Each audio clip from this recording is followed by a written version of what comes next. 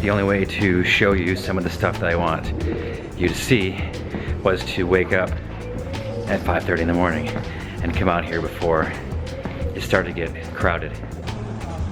The population of Venice at any point is many times higher than the people who actually live here. It's very expensive to live here.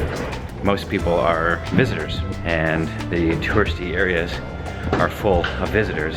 People are arriving, they're unloading boats, having their coffee, their Italian pastries.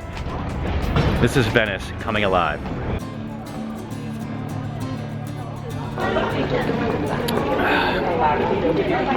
Cafe. I needed this. Where the f am I? I expected there to be some people in the square, but look at this. It's completely empty. So this is St. Mark's Square.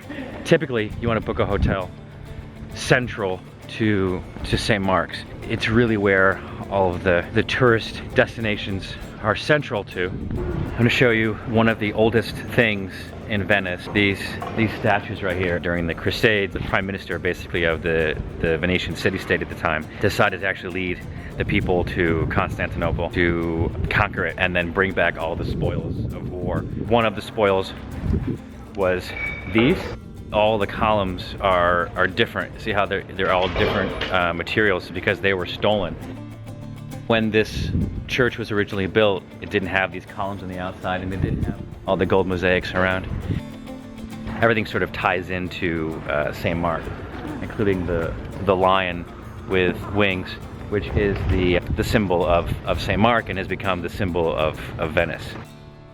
I also sometimes say you don't really want to look like a tourist having your map out and sort of being blatant about those things to sort of advertise that you don't know the local ways.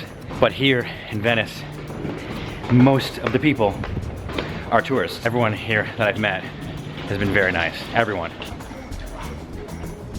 You don't always need to find a bridge when you want to cross the canal in Venice. These are these shuttle gondolas that run back and forth across the canal. It's €2 to cross, €2 of course to come back. You'll see these fountains all over Venice. This is clean water. You can drink these, so you can fill up your water bottles, completely clean.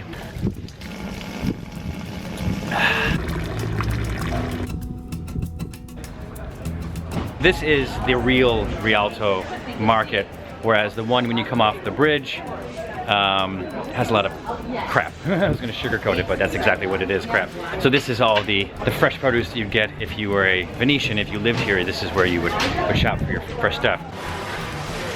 You can get fresh meat if you were local, because obviously if you're a tourist, you really have nowhere to prepare it. To see the real Venice, come to the real Rialto Market.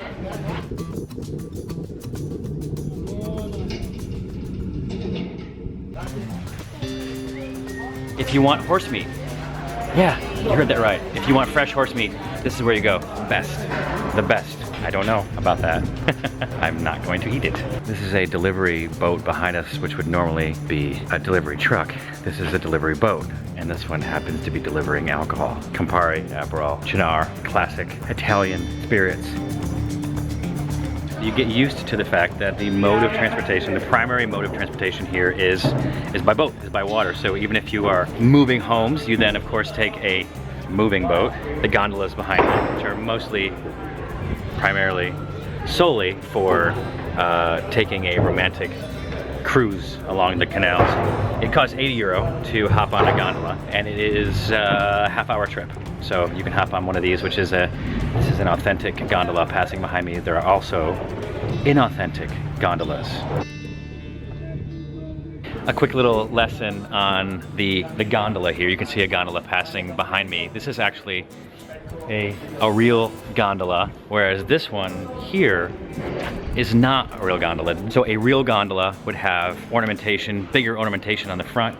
It has a place where the gondolier can stand on the back, and then the hook where the oar goes is much more ornate and is carved from a real piece of wood. Why would someone not have a real gondola? Well, they're expensive. They cost around €40,000 to buy a real gondola. One like this is less than half of that price, and they're all black. And the reason that they're black is because in 1500 there was a law passed, because these were the limos of the rich and famous back then. If you were a wealthy family, you had your own gondola, and then your gondolier would be like your chauffeur, like your limo driver.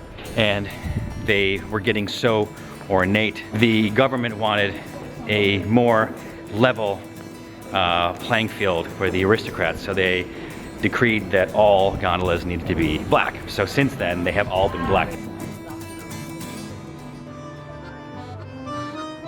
This behind me is Florian Cafe. It is the oldest cafe in Venice. It sits right here on St. Mark's Square. It's a great place to have a delicious aperitif. Mel is getting their hot chocolate, which they're known for.